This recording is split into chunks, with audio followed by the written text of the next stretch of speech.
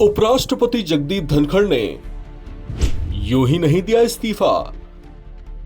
क्या है उनके इस्तीफे की असल वजह? उपराष्ट्रपति जगदीप धनखड़ ने अचानक अपने पद से इस्तीफा क्यों दे दिया? इस सवाल ने राजनीतिक हलकों में हलचल मचा दी है।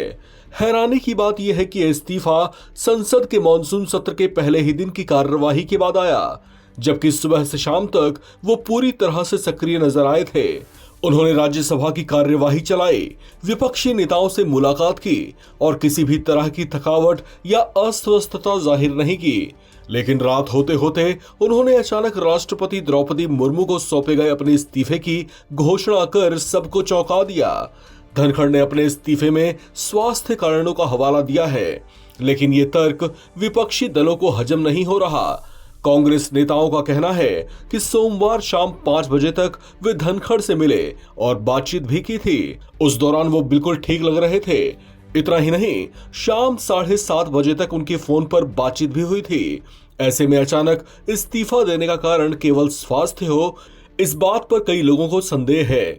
उनके इस्तीफे पर कांग्रेस सांसद जयराम रमेश ने एक पोस्ट भी किया है, जिसमें वे लिखते हैं, कल दोपहर 12:30 बजे श्री जगदीप धनखड़ ने राज्यसभा की कार्य मंत्रणा समिति की अध्यक्षता की। इस बैठक में सदन के नेता जेपी नड्डा और संसदीय कार्य मंत्री किरण रिजिजू समेत ज्यादातर सदस्य मौजूद थे। थोड़ी देर की चर्चा के बाद तय हुआ कि समिति की अगली बैठक शाम 4:30 बजे फिर से होगी। शाम 4:30 बजे धनखड़ जी की अध्यक्षता में समिति के सदस्य दोबारा बैठक के लिए इकट्ठा हुए। सभी नड्डा और रिजिजू का इंतजार कर रहे थे, लेकिन वे नहीं आए। सबसे हैरानी की बात यह थी कि धनखड़ जी को व्यक्तिगत रूप से ये नहीं बताया गया कि दोनों मंत्री बैठक में नहीं आएंगे। स्वाभाविक रूप से उन्हें इस बात का बुरा लगा और उन्होंने बीएससी की अगली बैठक आज दोपहर 1 बजे के लिए टाल दी थी। इससे साफ है कि कल दोपहर 1 बजे से लेकर शाम 4:30 बजे के बीच जरूर कुछ गंभीर बात हुई है, जिसकी वजह से जेपी नड्डा और किरण रिजिजू ने जानबूझकर शाम की बैठक में हिस्सा नहीं लिया था। जयराम रमेश की इस पोस्ट से साफ है कि विपक्ष उपराष्ट्रपति जगदीप धनखड़ के इस्तीफे की बात को पचा नहीं पा रहा है। ध्यान देने वाली बात यह भी है कि उपराष्ट्रपति का 23 जुलाई को जयपुर दौरा प्रस्तावित था और इसके लिए बाकायदा प्रेस विज्ञप्ति भी जारी की गई थी।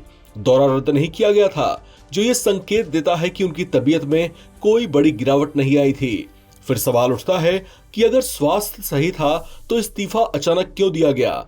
राजनीतिक गलियारों में ये चर्चा भी तेज है कि कहीं यह इस्तीफा किसी आंतरिक राजनीतिक टकराव या असहमति का नतीजा तो नहीं। कुछ सूत्रों का कहना है कि हाल के महीनों में उपराष्ट्रपति और सरकार के बीच किसी मुद्दे पर मतभेद हो सकते हैं। किसानों के मुद्दे, संसद में पक्षपात के आरोप और विपक्ष की आलोचनाओं ने भी धनखड़ को दबाव में डाला होगा। गौर करने लायक बात यह भी है कि जगदीप धनखड़ का कार्यकाल अभी 2 साल और बचा था। उन्होंने अगस्त 2022 में उपराष्ट्रपति पद संभाला था और उनका कार्यकाल 2027 तक था। ऐसे में अचानक इस्तीफा देना सामान्य बात नहीं मानी जा सकती।